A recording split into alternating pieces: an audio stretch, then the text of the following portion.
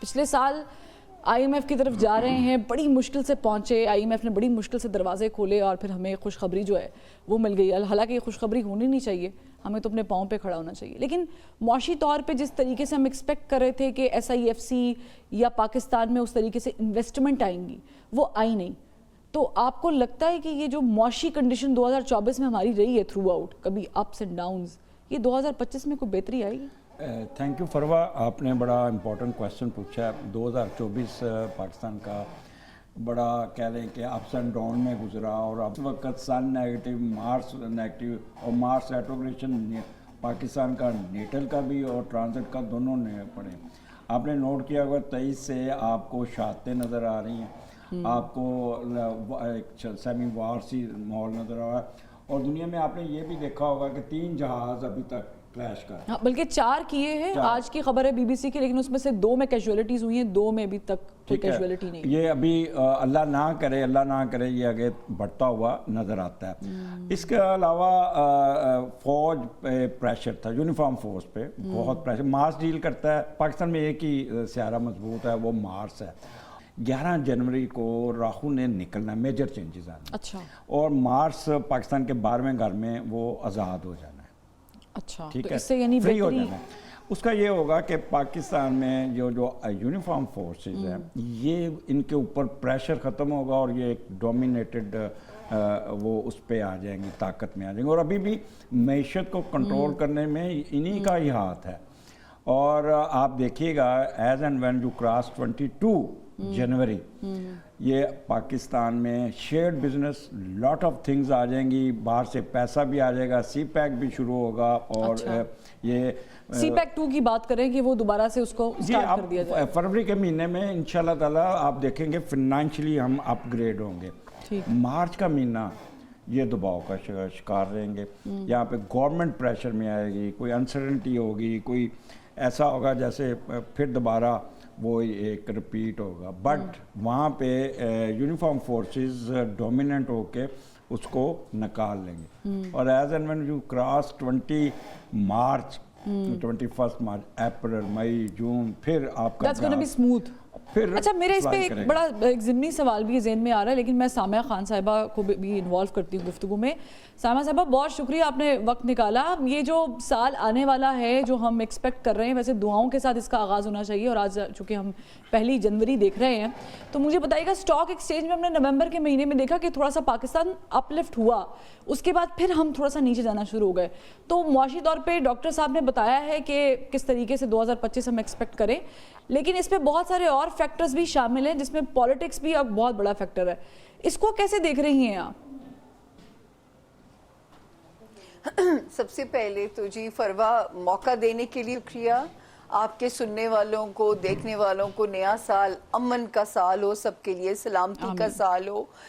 دوسری بات یہ فروا کہ جو 2024 کے اندر کیوس کنفیوژن آپ لوگوں نے دیکھا, نمرولوجی کے حساب سے دیکھو گے تو وہ نمبر 8 بنتا تھا. آپ 8 کے نمبر کو ڈرا کیجئے, اس میں کہیں سے راستہ نہیں نکلتا. یہ نمبر کنفیوژن کریٹ کرتا ہے, یا رائز کی طرف لے کے جاتا ہے یا فال کی طرف لے کے جاتا ہے. یہ جو 2025 کا نمبر ہے یہ 9 نمبر ہے. تو میں یہ تو کہہ سکتی ہوں کہ میرے ملک کے لیے, میری عوام کے لیے ریلیف کا سال ہوگا, روحانیت کا سال ہوگا. لیکن تھوڑا سا کنفیوژن ہے, کہتے ہیں نا جنت پانے کے لیے مرنا پڑتا ہے. تو جو تھوڑا سا ٹائم شروع کا سال ہے, جو تاریخیں جو میرے علمی کیریئر میں, یقین جانیے فروا, آج تک ایسا نہیں ہوا. جو ستارہ 4 نومبر 2024 کو ایگزٹ کر کے آیا, وہی ستارہ الٹا چلتا ہوا 5 جنوری سے فروری کی 25 تک ذرا ایک شدت اختیار کر سکتا ہے. اور یہ خانہ ہے پاکستان کے سیکرٹ اینیمیز کا, بیک سٹیبنگ کرنے والوں کا. تو میرا تو یہ مشورہ ہوگا عوام سے, سیاست دانوں سے, سیاسی جماعتوں سے, اور جو ادارے ہیں ہمارے, یہ فروا وہ ہائی ٹائم ہے کہ جب ایک آخری کوشش کی جائے گی پاکستان کو زد پہنچانے کی. اور آپ ہماری فوج کا جارحانہ رویہ अच्छाइयाँ देखोगे भी इंशाअल्लाह ताला, और मुझे इसलिए उम्मीद है कि इस वक्त से हम निकल जाएंगे क्योंकि हमें साथ ही आगे रोशनी भी नजर आती है।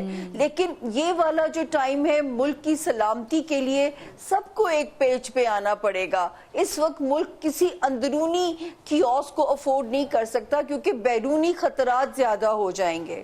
अच्छा, आप कह रही हैं बैरूनी खतरात बहुत ज़्यादा हो जाएंगे, उससे निपटना भी आपने बताया कि हमें पड़ेगा, और फिर डॉक्टर साहब ने भी कुछ इस तरह की ही बातें की थी। डॉक्टर मोहम्मद अली साहब, हम सियासी शख्सियात से बड़े मुतासर हो जाते हैं। ज़ाहिर है कि हमारी सियासत का जो पूरा एक सर्कल है वो सियासत के अंदर मौजूद शख्सियात के गिर्द घूमता है, जैसे नवाज शरीफ, जरदारी साहब या इमरान खान साहब। इमरान खान साहब की पॉपुलैरिटी का ग्राफ तो, मैं अब सितारों का इल्म तो नहीं रखती, लेकिन वो ऊपर तो गया है अगर आप आम आदमी की हैसियत से देखें, लेकिन उनकी मुश्किलात ख़त्म नहीं हो रही। इसमें कोई आपको लग रहा है, क्योंकि भी डायलॉग्स भी चल रहे हैं, आपके इल्म में होगा, और जनवरी में मतलब कल डायलॉग भी है, तो उनका सितारा क्या कहता है? बिस्मिल्लाहिर्रहमानिर्रहीम, अल्लाहुम्मा सल्ली अला मुहम्मद व अला आलि मुहम्मद। सबसे पहले तो आपका शुक्रिया, और देखने वाले जितने भी हैं सबको अल्लाह ताला खैर वाला साल जो है वो मुबारक करे। और दूसरी बात, इमरान खान साहब के हवाले से मैं ये कहूँगा कि आपको कॉस्ट जो है वो पे करनी पड़ती है। फेम हो या नोटोराइटी हो, आपको कॉस्ट जो है वो पे करनी पड़ती है। उनके ओपोनेंट्स जो हैं उनके फेम को नेगेटिव पर्सपेक्टिव से देखते हैं, जो उनके फॉलोअर्स हैं वो देखते हैं कि वो चीज़ बढ़ गई, यानी आपका देखने का पर्सपेक्टिव जो है वो डिफरेंट हो जाता है। ठीक है, अच्छा, अब हम अपने पर्सपेक्टिव से देखते हैं कि एस्ट्रोलॉजी जो है वो क्या कहती है। एस्ट्रोलॉजिकल पर्सपेक्टिव्स जो हैं इमरान खान साहब के लिए, वो जब इनका बर्थडे का टाइम आया था ना इस साल 5 अक्टूबर, जी जी, उसके बाद से चीज़ें जो हैं वो ग्रेजुअली अपेरेंटली तो सख्त होती गई, मगर ये है कि हर चीज़ एक पीक पे जाके, इसका कुदरत का असूल है कि वो डिक्लाइन आती है, whatever goes up it comes down. ठीक है, तो ये पीक अटेन करके अब ये जो 20 दिसंबर का टाइम शुरू हुआ है, इससे चीज़ें इंटेंसिफाई होती हुई नज़र तो आ रही हैं, मगर आप ये देखिए कि एक ख़ास मकाम तक ये जाएंगे जनवरी के मिड तक, उसके बाद इनके लिए टाइम जो है वो थोड़ा बेहतर होना शुरू हो जाएगा। बेहतर इन द सेंस कि इनकी रिहाई की बातों की आवाज़ भी आनी शुरू हो जाएगी, और इसके अलावा जो इनके ओपोनेंट्स हैं उनके लिए ज़रा थोड़ा सा आप कह लें कि टफ टाइम हो सकता है। मैं लिंक कर सकती हूँ जो डॉक्टर साहब ने बात की कि मार्च का महीना गवर्नमेंट के लिए थोड़ा सा वो ख़राब हो सकता है। मार्च के हवाले से मैं बात करता हूँ कि देखिए 12 जो हैं ज़ोडिएक साइंस वो तो अपनी जगह पे हैं, 9 या 11 या 7 प्लैनेट्स वो अपनी जगह पे हैं, मगर कुदरत जो है वो और बेमामलात गैलेक्सीज जो हैं वो अनकाउंटेबल हैं। ठीक है, और जो जिन चीज़ों तक इंसान पहुंच सके उसमें एक बड़ा जो सितारा है दैट इज़ कॉल्ड रासुल गौल। ये 1800 साल जो है उसके बाद घर अपना जो है चेंज करता है। ठीक है, 1800 ईयर्स ये ऑलमोस्ट एक ही घर में रहता है। इस वक्त ये टॉरस में मौजूद है। रास जिसने ये इसको डिस्कवर किया था उसका नाम था गौल, जो अरबी का लफ्ज़ है, इट्स गौल, इसका मतलब चुड़ैल होता है। ठीक है, डेमन्स हेड भी इसको कहा जाता है। ठीक है, अच्छा, इस वक्त ये एक्टिव है नेगेटिवली प्लूटो के साथ, इसकी जो नज़र नेगेटिव बन रही है, या मार्स के साथ, इसीलिए आप दुनिया में देख रहे हैं कि जंगें भी बढ़ रही हैं। एक जंग दुनिया में कहीं पे लगती है तो उसका असर पूरी दुनिया की इकोनॉमी पे, पूरी दुनिया की जो स्ट्रेटजी है उसके ऊपर आता है। तो ये चीज़ जो है 29 मार्च एरीज में ग्रहण लगने जा रहा है। ग्रहण के प्री इफेक्ट्स जो हैं वो भी चीज़ों को तेज़ करेंगे, जंगें तेज़ होंगी और उसके जो पोस्ट इफेक्ट्स हैं उसमें भी आप देख सकेंगे कि हादसात, वाक़यात, ये जो नेचुरल कैलेमिटीज़ हैं ये बढ़ती हुई जो हैं ये नज़र आ सकती हैं। पॉलिटिक्स जो है उसका एक हिस्सा है, उसके अंदर भी आप बहुत सारी चीज़ें ऐसी देखेंगे। यानी अगर हम इसका क्रक्स निकालें तो आपके तज्ज़िये के मुताबिक या आपके इल्म के मुताबिक इमरान खान साहब पे जो सख्तियाँ नज़र आ रही हैं वो अगले साल के आगाज़ में हमें थोड़ा सा मिनिमाइज़ होती हुई